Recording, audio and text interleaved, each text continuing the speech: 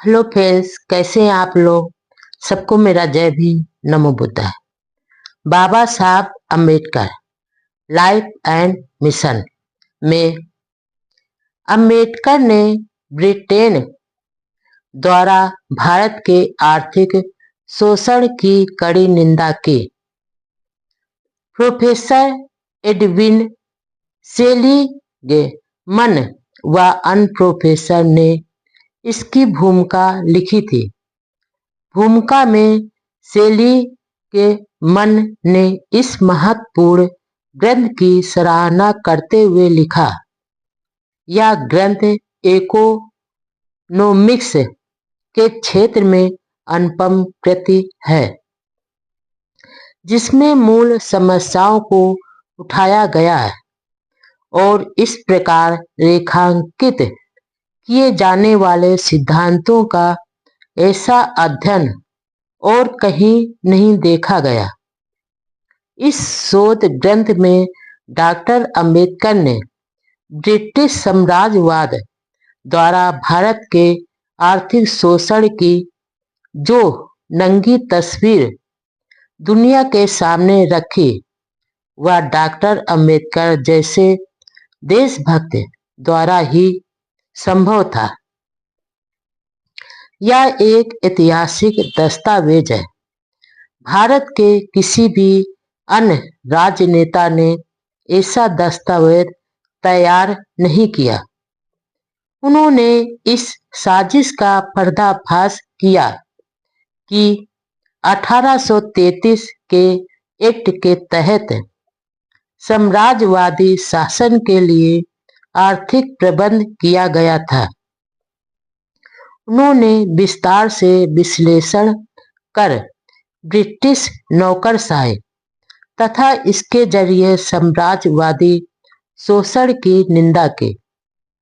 उन्होंने लिखा कि ब्रिटिश सरकार अपने देश के उद्योगपतियों के लाभ के लिए नौकरशाही ब्यूरोक्रेसी भारत की अर्थव्यवस्था को निचोड़ रही है।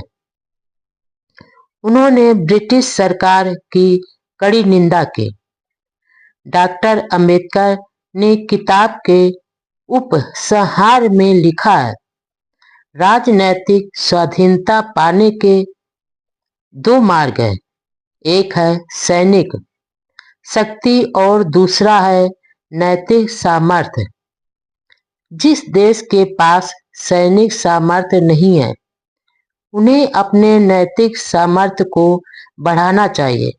भारत का राजनैतिक प्रश्न पूरी तरह एक सामाजिक मसला है और सामाजिक सवाल को आगे तहकूब करते रहना यह जाहिर करता है कि जनमत से प्राप्त स्वतंत्र सरकार की स्थापना होने तक राजनीतिक प्रश्न हल नहीं हो सकता। इस ग्रंथ की महानता इस बात से प्रमाणित होती है कि विधानसभा तथा संसद के प्रत्येक सदस्य ने बजट संबंधी बहस के दौरान इसकी मदद ली।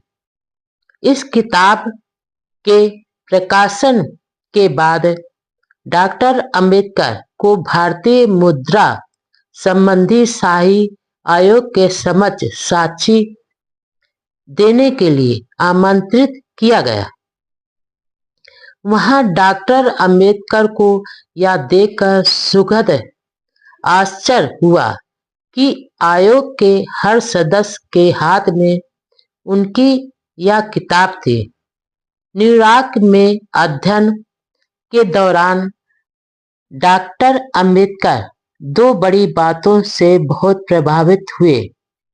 पहली, अमेरिका के संविधान के 14वें संशोधन से जो वहां की अवैध निग्रो जाति के लोगों को स्वतंत्रता की घोषणा करता है, और दूसरी, बुकर टी वाशिंगटन के जीवन से जिसका सन 1915 में देहांत हुआ था। वाशिंगटन नीग्रो समुदाय के